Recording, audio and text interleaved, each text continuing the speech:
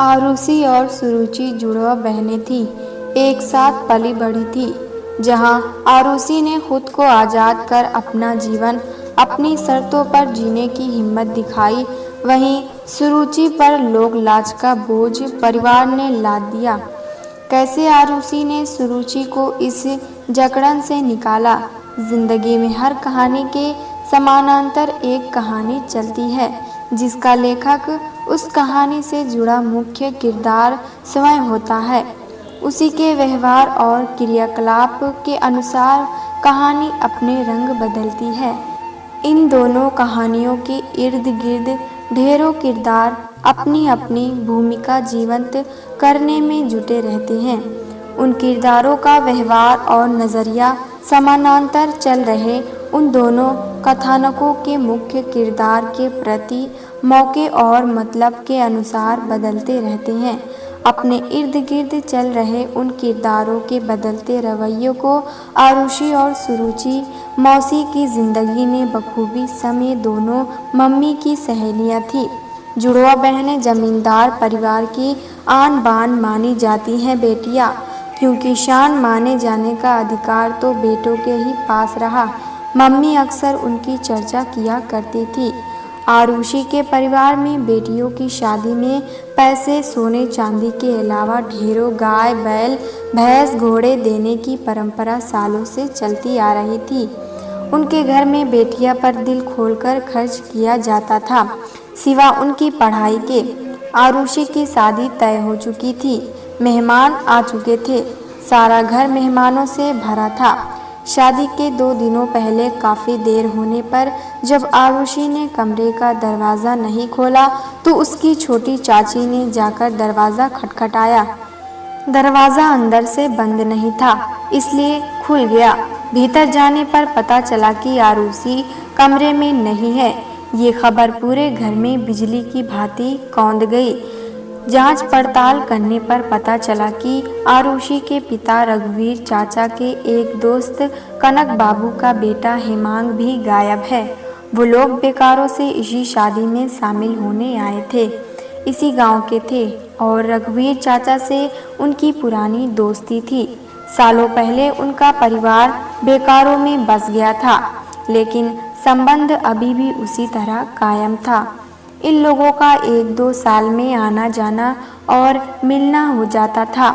जब भी वो लोग गांव आते थे तो रघुवीर चाचा के घर पर ही रुकते थे, क्योंकि उनका अपना पुश्तैनी घर सालों से बंद था। इतने भरे पूरे परिवार में कभी किसी को ये शक नहीं हुआ कि आरुषि का हेमांग से कोई संबंध है। अगर दोनों बच्चों ने ये बात अपने परिवार वालों को बताई होती तो शायद वो अपनी दोस्ती को रिश्तेदारी में बदलने के लिए तैयार भी हो जाते। लेकिन उस वक्त कोई माता पिता बच्चों को इतना हक देते कहाँ थे कि वो अपनी पसंद और शादी की बात उनसे कर सके। आरुषि के पिता दबंग किस्म के इंसान थे। उनकी सोच में घर की औरतें पैरों में पहनी जाने वाली खूबसूरत मोजरी के समान हुआ करती है। उन तक आरुषि के गायब होने की खबर पहुंचते ही वे सीधे आंगन में आए और बिना कुछ बोले चाची को कमरे में ले गए। दरवाज़ा बंद हुआ और अंदर से तब तक चीखने चिल्लाने की आवाज़ें आती रही जब तक वे पीटते हुए थक नहीं गए। पति के सामने हमेशा चुप रहने वाली चाची भी आज रोते हुए चिल्ला रही थी, मार डालो मुझे, कम से कम आज मेरी एक बेटी तो इस कैद से आज़ाद हो गई, नहीं तो 2 दिनों बाद तुम्हारी की तरह किसी और भेड़िए के हाथों की कठपुतली बनकर रह जाती। थोड़ी देर बाद दरवाज़ा खुला और चाचा दंदनाते हुए बाहर चले गए। कुछ देर बाद आरुषि के छोटे चाचा ने आकर घर के मालिक का फरमान सुनाया, आरुषि की जगह अब सुरुचि की शादी की तैयारी शुरू करो। सुरुचि शादी के लिए तैयार थी या नहीं, किसी ने उससे पूछना ज़रूरी नहीं समझे। अकेले में चाची ने उसे जाकर समझाया, बेटा मेरी ज़िंदगी तो बीत गई, तुम्हारे सामने तुम्हारी पूरी ज़िंदगी पड़ी है। अभी बस तुम इस घर से चली जाओ, आगे जैसी तुम्हारी मर्जी। अपने फैसले अगर खुद ले सको तो ज़रूर लेना। अपनी खुशियाँ हासिल करने का हक हर किसी को है। मेरी तरह घुटन में अपनी ज़िंदगी बर्बाद मत करना। मेरा आशीर्वाद हर कदम पर तुम्हारे साथ रहेगा। धूमधाम से शादी संपन्न हो गई। सुरुचि उस घर की छोटी दुल्हन और मधुर की पत्नी के रूप में ससुराल पहुंच गई। विदाई के अगले ही दिन एक सुसाइड नोट लिखकर सुरुचि की मां ने फांसी लगा ली। मैं अब तक अपने पति की ज्यादती बर्दाश्त करती रही, बिना रीढ़ की हड्डी वाली अपनी जिंदगी व्यतीत करती रही, पर अब और बर्दाश्त नहीं होता। मेरी बेटियां अब इस घर से चली गई हैं। अब मैं अपनी वजूदहीन जिंदगी के बोझ को और बर्दाश्त नहीं कर सकती। मैं अपनी मर्जी से आत्महत्या कर रही हूँ। इसके लिए किसी और को जिम्मेदार न माना जाए। बिना पुलिस को इसकी खबर किए अनफानन चाची का अंतिम संस्कार कर दिया गया। उधर आरुषि कनक बाबू के बेटे हेमांग के साथ बेकारों ना जाकर कहीं और चली गई। हेमांग के परिवार वालों ने पता लगाने की कोशिश की, लेकिन कुछ पता नहीं चलने पर वो लोग भी शांत बैठ गए। करीब 10 वर्ष बाद हेमांग और आरुषि अचानक से बेकारों आए। साथ में अपने 9 साल के जुड़वा बच्चों को हृदयांश और हेमांगी को लेकर परिवार वालों ने हेमांग और आरुषि को कुछ यूं अपनाया जैसे कभी कुछ हुआ ही ना हो। पता चला कि वो दोनों घर छोड़ने के बाद सीधे बड़ौदा गए, जहां कुछ दिन हेमांग अपने एक दोस्त के घर पर ठहरा। उसी की मदद से एक प्राइवेट फर्म में नौकरी की शुरुआत की और कुछ दिन बाद इन्होंने कोर्ट मैरिज कर ली। 2 साल बाद हेमांग ने अपने अनुभव के आधार पर केमिकल लाइन में अपनी नई शुरुआत की।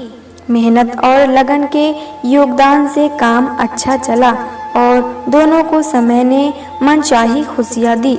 पूरी तरह स्थापित होने के बाद अब उन लोगों ने घर वालों से मिलने का ये प्रोग्राम बनाया था। कहते हैं सफलता और पैसा गुनाहों पर भी पर्दा डालने में सफल होता है। फिर ये दोनों तो बस अपनी खुशियाँ तलाशने निकले थे और साथ लेकर आए थे रिश्तेदारों के लिए ढेर सारी उम्मीदें।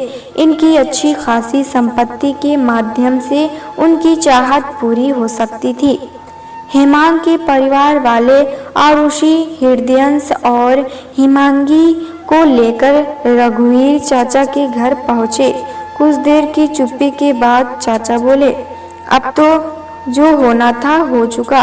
अब पहले की तरह सामान्य होकर तुम लोग अपना जीवन जियो। आंसू भरी आंखों से बस इतना ही बोल पाए। आरुषि, सब कुछ पहले की तरह सामान्य कैसे? क्या माँ अब वापस आ पाएगी? क्या कहते कहते उसकी आवाज भर गई। हेमांग ने उसे थाम लिया और आरुषि फूट फूट कर रो पड़ी। सुरुचि भी अपने हिस्से की जिंदगी को सहेजने की चाहत में उसे काटे जा रही थी। ससुराल आने के कुछ ही दिनों बाद उसे पता चला कि उसका पति मधुर अपनी विधवा भाभी के प्रेम में बुरी तरह जकड़ा हुआ है। इसे प्रेम कहना भी प्रेम का अपमान होगा, क्योंकि अगर प्रेम होता तो मधुर ने उनके संग शादी की हिम्मत दिखाई होती। किसी लड़की की जिंदगी बर्बाद करने बारात लेकर ना जाता। शुरू में सुरुचि अपने अंदर की उम्मीदों को सींचती कर रही थी। उसे लगता था कि वो अपने व्यवहार से मधुर को सही रास्ते पर ले आएगी। जब तक सास ससुर जिंदा थे, मधुर भाभी के कमरे में मौका देखकर जाता था। थोड़ा लिहाज बाकी था उसमें। माता पिता को सब जानकारी थी, पर हर माँ बाप की तरह वो भी किसी और की बेटी को, अपने बिगड़ैल बेटे को सुधारने का मुंह संवरण नहीं कर पाए थे। उन्होंने एक लड़की की जिंदगी नरक में धकेलने के गुनाह की भरपाई की चाहत में अपनी आधी संपत्ति अपनी उस बहू के नाम पर कर दी, जिसने कभी पति का सुख पाया ही नहीं। मायके वाले तो शादी करके अपनी जिम्मेदारी की इतिच्छी मान बैठे हैं। एक बार मायके जाने पर सुरुचि के उतरे चेहरे को देखकर उसकी चाची ने उसके दाम्पत्य जीवन की खोजबीन की थी। जब सुरुचि ने उन्हें हकीकत बताई तो उन्होंने एक संस्कारी महिला की तरह नसीहत दे डाली कि लड़की की डोली ससुराल जाती है और आरती वहां से बाहर निकलती है। इसके बाद नियति मानकर सुरुचि अपनी जिंदगी काटती जा रही थी। माता पिता के निधन के बाद मधुर ने अपनी बची कुची लोक लाज भी बेच खाई। अब वो दिन में भी भाभी वंदना के कमरे में जाने लगा था। सुरुचि की हैसियत अब उस घर की बस एक नौकरानी के समान रह गई थी। अपने मायके वालों से मिलने के बाद आरुषि अपनी जुड़वा छोटी बहन से मिलने उसके ससुराल आई। जिस वक्त वो वहां पहुंची मधुर घर पर नहीं था। सुरुचि के उतरे चेहरे को देखकर जब उसने उससे पूछा तो सुरुचि ने उसे सारी आप बीती बयां कर दी। तुम इतने सालों से इस नरक में अपनी जिंदगी कैसे गुजार रही हो? पापा ने तुम्हारी सहायता नहीं की, फिर भी इस गंध के खिलाफ तुम्हें आवाज उठानी चाहिए थी। जब तुमने अपने लिए कुछ नहीं किया तो किसी और से उम्मीद कैसे कर सकती हो? चलो मेरे साथ, जो होगा देखा जाएगा। और हाँ, यहाँ जो जमीन तुम्हारे नाम की गई है उसे किसी को सौंपने का ख्याल भी मत लाना। उस पर तुम्हारे सास ससुर ने बस तुम्हारा हक सौंपा है। आरुषि की बातों से हेमांग के चेहरे पर सहमति के भाव परिलक्षित हो रहे थे। मधुर बाहर से आकर सीधे अपनी भाभी वंदना के कमरे में गया। वहां उसे पता चला कि सुरुचि की बहन आई हुई है। आरुषि ने सुरुचि से उसके बैग संभालने को कहकर उससे अपने साथ चलने को कहा। वो लोग निकलने ही वाले थे कि सामने से मधुर आता हुआ दिखा। बेशर्म की तरह दांत निपोरते हुए बोला, जितना ज्यादा दिन हो सके अपनी इस बहन के साथ ही रहना। कुछ दिन में मैं भी अपनी जिंदगी सुकून से जी सकूंगा। और हाँ साली साहिबा, मेरा समय अच्छा था कि आप शादी के पहले ही सारू जी के साथ भाग गई। थोड़ी बहुत जिंदगी जो मैं जी रहा हूँ उसका मजा भी किरकिरा हो जाता, क्योंकि आपकी खूबसूरती देख के मैं खुद को दो नावों में सवार होने से नहीं रोक पाता और मैं एक साथ दो नाव पर पैर रख कर गिरने का खतरा मोल नहीं लेना चाहता। हेमांग गुस्से में मुट्ठी भींचकर मधुर की तरफ बढ़ा, मगर आरुषि ने उसके हाथ पकड़ लिए और जाते जाते ये कर गई, सुरुचि अब तुम्हें जल्दी ही पूरी तरह आजाद कर देगी। जाकर तलाक के कागजात भिजवाती हूँ। बस उस संपत्ति की उम्मीद मत करना जो तुम्हारे पेरेंट्स ने सुरुचि के नाम की है। समय अपनी निर्बंध गति से बढ़ता रहा। सुरुचि और मधुर का तलाक हो गया। कुछ वर्ष बाद ही हेमांग के एक विदुर दोस्त धवल ने सुरुचि के सामने शादी का प्रस्ताव रखा। धवल एक सुलझा हुआ इंसान था। सुरुचि ने इस शादी के लिए हामी भर दी और अपनी बची जिंदगी के लिए खुशियों के कुछ कतरे सहेजने में जुट गई। 2 साल बाद बेटी आन्या ने उनकी जिंदगी में आकर उसे और भी खूबसूरत बना दिया। समय बीतता रहा, बच्चे बड़े हो गए। हृदयंश और हिमांगी ने हेमांग के बिजनेस में अपना सहयोग देते हुए उसे और बढ़ाया। दोनों ने माता पिता का आशीर्वाद लेकर अपनी पसंद का जीवन साथी चुना और कुछ समय बाद अपना अपना घर लेकर एक ही शहर में रिश्ते की मिठास को सहेज खुशहाल जिंदगी का आनंद लेने लगे। वक्त हमेशा एक सा नहीं रहता, करवट लेना उसका स्वभाव है। 2020 में पूरे विश्व में कोरोना का प्रकोप फैला, लॉकडाउन लगा। तमाम बंदिशों के बीच पता नहीं कैसे हेमांग, आरुषि और उनके 2 नौकर कोविड पॉजिटिव पाए गए। क्वारंटाइन और फिर हॉस्पिटल के तमाम इंतजामों के बावजूद हिमांग को बचाया नहीं जा सका। दोनों बच्चों और सुरुचि के परिवार पर दुखों का पहाड़ टूट पड़ा।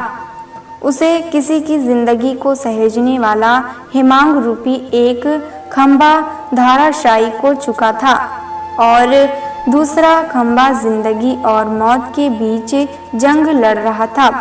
आरुषि की हालत के मद्देनजर डॉक्टर ने उसे हिमांग के बारे में बताने को मना किया था। बार बार वो हिमांग की हालत के बारे में पूछती, कैसे है हिमांग, ठीक है, सुधार हो रहा है, कहकर उसकी बात को टाल दिया जाता। ऐसा कहते वक्त परिवार का वो सदस्य किस मानसिक जद्दोजहद को झेल रहा होता, इसका सही से शाब्दिक बयान कर पाना किसी के वश का नहीं। आरुषि कहती, हम दोनों को एक ही कमरे में क्यों नहीं रखवा देते? जवाब मिलता, डॉक्टर ने कहा है कि दो बीमार एक कमरे में नहीं रह सकते। अपनी जंग में आरुषि भी वेंटिलेटर पर आ गई। 5 दिन वह वेंटिलेटर पर रही। इन्फेक्शन लीवर तक पहुंच गया था। आखिरकार एक और जिंदगी हार गई, मौत जीत गई। हिमांग को गुजरे 11 दिन हो चुके थे। अगले दिन उनकी 12वीं थी। देर रात आरुषि की तबीयत ज्यादा बिगड़ने लगी और सुबह 4 बजे उसने इस दुनिया को अलविदा कह दिया, बिना ये जाने कि अब उसका सुहाग भी इस दुनिया में नहीं है। आरुषि के चले जाने के हिमांग की 12वीं भी उस दिन नहीं हो पाई। उन दोनों की 12वीं की रस्म आरुषि के जाने के 12 दिनों बाद एक साथ ही की गई। कहते हैं रिश्ता ऊपर से बनकर आता है, पर इन दोनों ने अपना रिश्ता खुद बनाया। सामाजिक नियमों और परंपराओं के परे जाकर अपनी हिम्मत और कर्मों से निर्धारित किया। इस दुनिया को अलविदा कहते हुए अपने पीछे छोड़ गए। अपने बच्चों के लिए गहरा दर्द और सामाजिक उसूलों व संस्कारों की दुहाई देने वाले लोगों के लिए ये वाक्य, हिमांग और आरुषि एक दूसरे के लिए ही बने थे। हिमांग के बिना आरुषि जिंदा नहीं रह पाती, उसके जाने की खबर बर्दाश्त नहीं कर पाती। इसलिए हिमांग अपने साथ आरुषि को भी ले गए। साथ साथ जिंदगी जीने के बाद इन दोनों ने अपनी मौत भी ऊपर वाले के एक साथ ही मांग ली थी।